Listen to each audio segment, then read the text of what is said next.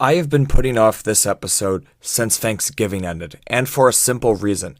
Though we've talked about serious subjects before, this topic is a really sensitive one. As in, I've discussed issues that are personal to a lot of people, myself included, but this just puts me off to a really big degree kind of sensitive.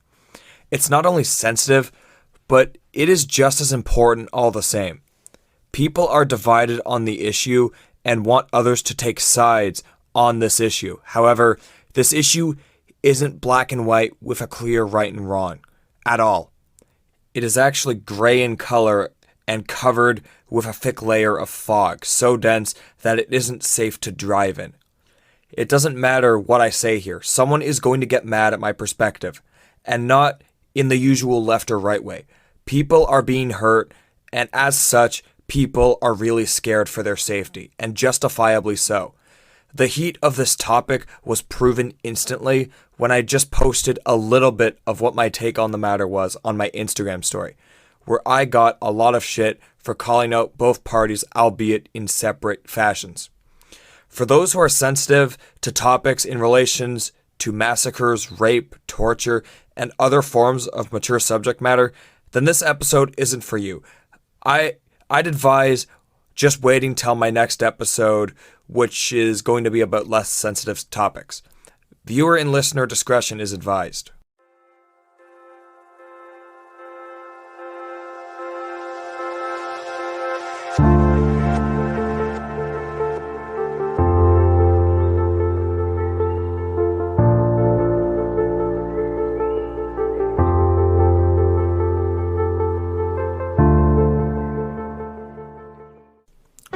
Welcome to Orange Wave, the series discussing progressive news, culture, and all things related to the NDP.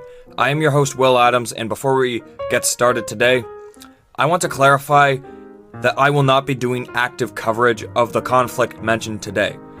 This show is meant to be a socio-economic show focusing on Canadian politics, and it is not a show discussing global warfare. I just really wanted to talk about it because this is a really serious situation, and it has taken the global stage by surprise. This does not guarantee me discussing other global conflicts like the Russia-Ukraine war, for example. Second off, I'm trying to commit to a specific schedule. I'm not overly confident about a weekly one, so I'm opting for now to do bi-weekly. There's a guarantee that a new episode will be released once every 2 weeks. With that being said, let's dive straight into the story.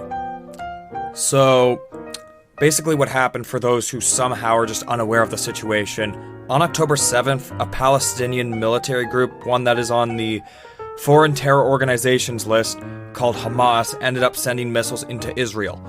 2,000 Israelis are dead now. In response to this, Israel immediately sent an airstrike to Gaza, which killed 1,600 people.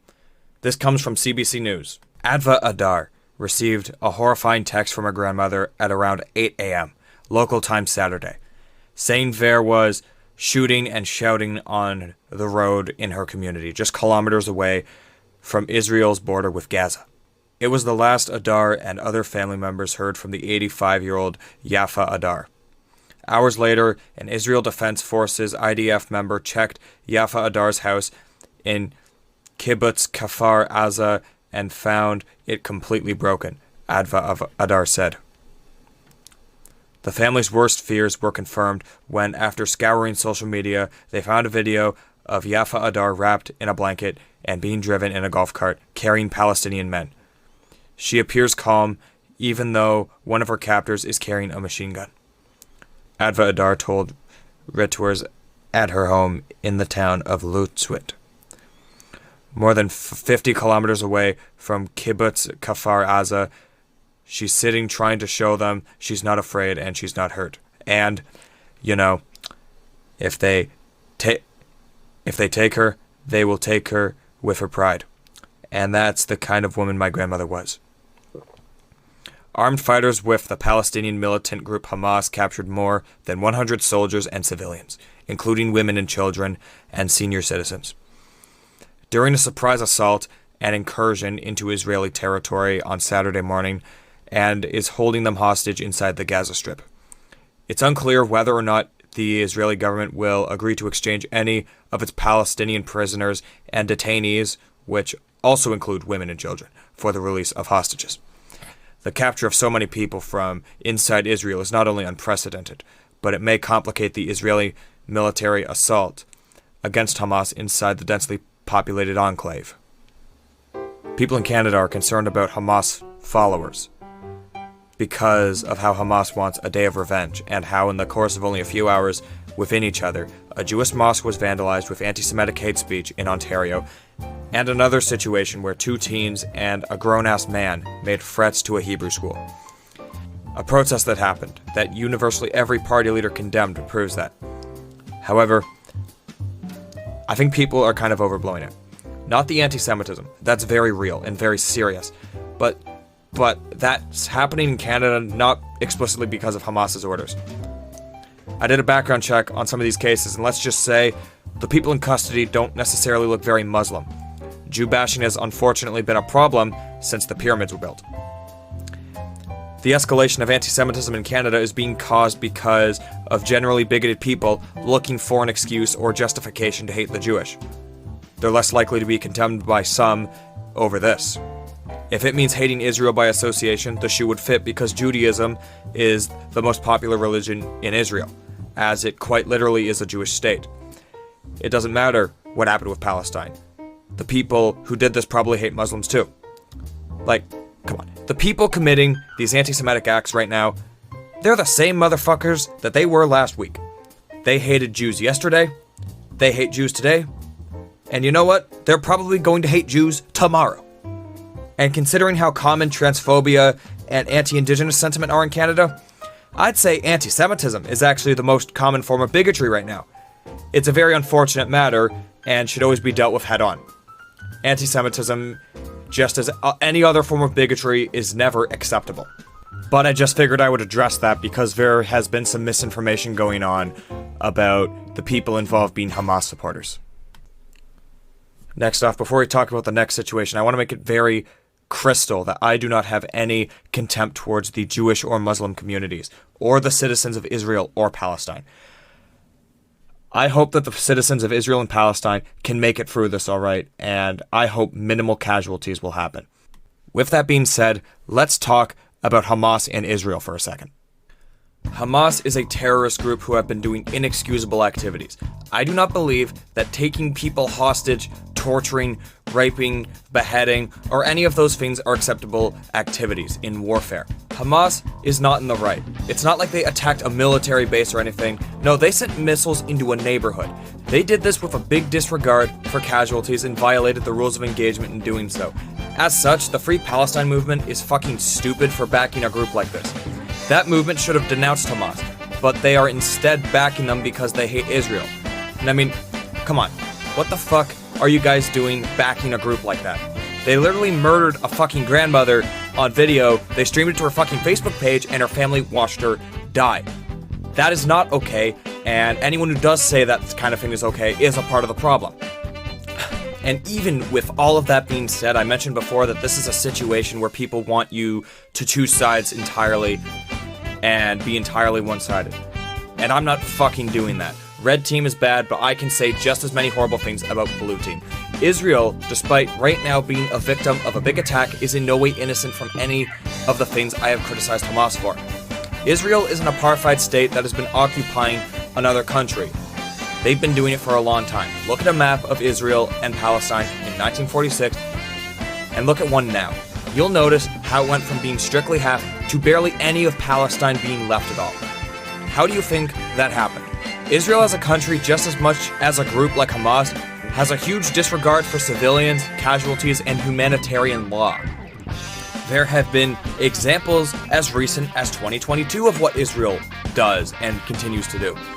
There is footage you can find of Israeli military raiding homes. They fucking brutalize citizens and they harm children. According to the UN OCHA, in 2018 and 2019, 156 Palestinians had limbs amputated after being wounded by Israeli fire during demonstrations along the fences separating Gaza and Israel. According to UNICEF, 14 of them were children. The actions of Israel and their conduct towards Palestinian citizens has even been documented on video. Here's a clip of the Israeli military raiding a home in Palestine, and I'm going to give another warning for sensitive content because this is something that is really just uncomfortable to watch. Take a listen.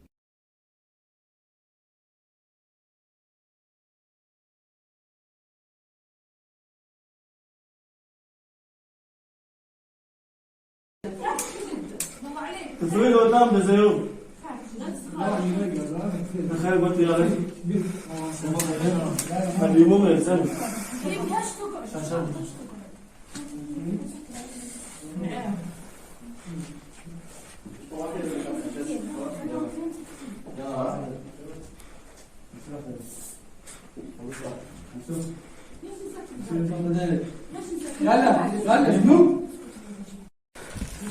تعال تعال كله تمام تعالوا تعال وقف تمام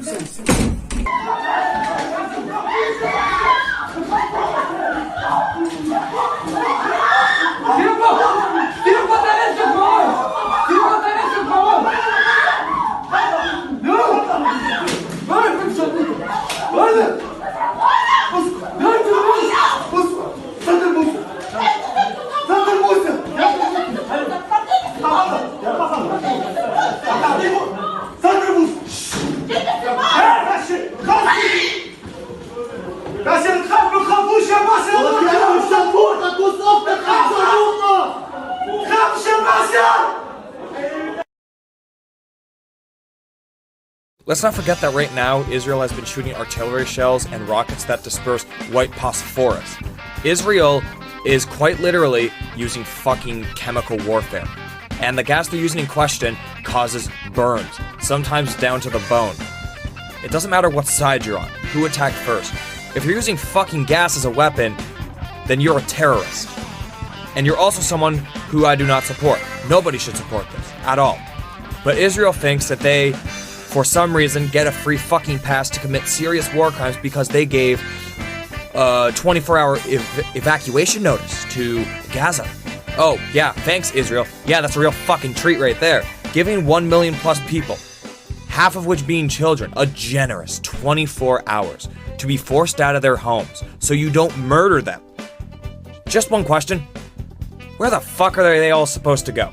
They could be potentially running into water. Gaza is all that's left of Palestine, and it could possibly be destroyed in this invasion. So what are the civilians supposed to do? Something that's also relevant, for a point I'm going to be making in a second, is Israeli forces have killed more Palestinian citizens than Palestinian forces or Palestinian organizations, whatever the case may be, have killed Israeli citizens. Here, take a look at this. In 2018 alone, Israel killed 31,558 Palestinian citizens. In that same year, Palestinian forces of whatever variety that they might be in only ended up killing 130. In 2019, Israel killed 15,628 Palestinians. In that same year, only 133 Israelis died. So, I think that kind of sets a pattern. And with that being said, I'd love to ask a simple question. Why do groups like Hamas exist in the first place? Like, imagine being a kid growing up and you and your family are doing your thing, okay? Imagine that. And your apartment building gets destroyed by the country bordering yours because they fired a missile at it. Or you're going to bed and the Israeli military just kind of come busting into your house and they brutalize either you or your parents. And that's just something that is commonly happening every day. How many members of groups like Hamas were personally hurt by Israel directly in some way? Like, no, really, I'm curious, what the actual fuck did Israel think was gonna happen? Groups like Hamas exist in the first place because of stuff like this. What Hamas has done is unacceptable. There's no defense for it. What I have said does not defend any of their actions. I do not defend any of their actions. However, what I am doing is I'm just making an observation and people do not become this radicalized overnight. It happens dictated by their... What I am saying is that people do not become this radicalized overnight, okay? People have lived experiences that influence their political ideologies. What do you think dictates Hamas's ideologies? Going back to Ukraine, for example, are you aware of how many Ukrainian sovereigntists, especially back during World War II, were fascists? I'm not saying that the Ukrainian sovereign movement is based on fascism or Nazism or anything like that, but back in the 1940s, a lot of Ukrainian separatists sided with Nazis because of the fact that they didn't want to be part of either the Soviet Union, Russia, or both. That's an example of it. People's ideologies are dictated by their experiences. People are going to side with who they consider the least evil. This situation also proves how fucking useless the UN has become. It is a shell of its former self, and that is completely depressing. This situation has made me flip from leaning on pro-UN to mostly anti-UN. Like, the UN used to stand for something. The last useful thing that the United Nations did was sign the Universal Declaration of Human Rights, which is a document I believe in. I believe that it is a great foundation for international humanitarian law. But let me just ask you this. When was the last time the United Nations actually enforced these international laws that they created? When was the last time they held people who were violating the Declaration of Human Rights? When was the last time they held them accountable? I'll tell you, they haven't been. Israel's been doing stuff for decades. Groups like Hamas have been doing stuff for a long time too. What has the UN done? The UN has not done anything. Why is the UN not doing anything? For that, I'll tell you why. The UN, like I said, it's a shell of its former self, but it is so bad to the degree that the UN, it's just a cool logo to put on a t-shirt at this point. That's it. It does nothing. You know, those summits are cool, like where they get international activists to come talk, but it's not like they're really doing anything with what those activists say. It's just kind of something for citizens of each country to watch. I mean, sure, it's cool to invite Greta Thunberg into a room to talk about climate change. That's fine. It's nice to watch. But what does the UN actually do with the stuff that is said during these summits? Yes, Israel is occupying Palestine. We know that. Hamas has done bad things. We know that. But let's take into consideration for a split second the fact that Israel wants to already has officially declared war. Canada should be, and I say Canada because, again, Canadian political podcast, Canada should be advocating for an immediate ceasefire and should be advocating for the UN to do more for peace talks and more for an end to the war. I mean, the UN has went on record and said that both sides are wrong, but they're not really offering a bridge to a solution. Someone in a position of power needs to offer a solution that causes little to no civilian casualties. This is not that solution because it not only causes civilian casualties, but if things keep going the way they're going, then it's very likely that Palestine could just be under full occupation and might not even exist at all in 2 years. And with that being said, thank you for tuning into this episode of the Orange Wave Podcast. As always, I am your host, Will Adams. If you want an issue talked about on the show, then reach out to me on social media. This series is meant to be an informative podcast discussing political, social, and economic events in Canada and sometimes elsewhere to try and counter the lies of the right-wing establishment media. So thank you for riding the Orange Wave with me. I will see you next time.